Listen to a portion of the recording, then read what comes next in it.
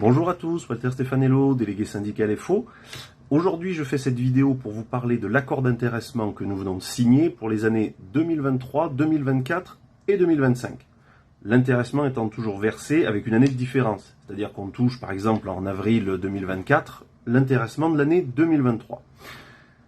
Tout d'abord, nous avons négocié jusqu'à la limite du délai légal qui était fixé au 30 juin. Ensuite, nous avons obtenu plusieurs avancées importantes pour les salariés.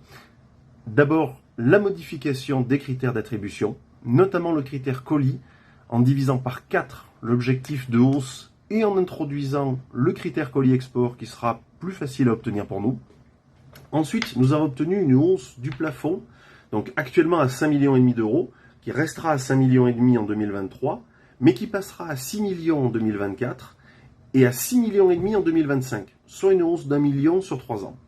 Surtout, nous avons obtenu, et ça c'était une revendication de FO et uniquement de FO, une somme d'intéressement garantie de 200 000 euros en plus de la participation, et ce, à partir de 2024.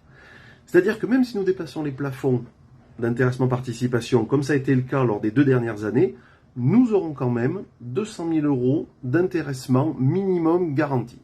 C'est une très bonne chose, c'est une avancée qui est vraiment concrète et importante pour les salariés à mon avis.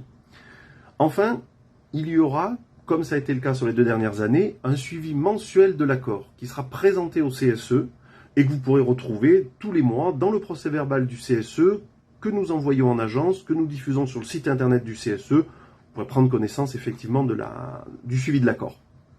Tout cela va permettre, je l'espère, d'augmenter les sommes perçues par les salariés, mais il ne faut tout de même pas oublier que l'intéressement et la participation sont, et c'est la loi qui le précise, des variables. Ça ne peut pas être fixe, on ne peut pas garantir un montant par personne et par an, c'est impossible, c'est illégal. Donc ce sont des variables, mais je pense quand même que les mesures que nous venons d'obtenir vont permettre d'augmenter le montant moyen par salarié. Voilà, je vous souhaite une bonne fin de journée, et puis je vous dis à bientôt pour une nouvelle vidéo sur un nouveau sujet. À bientôt!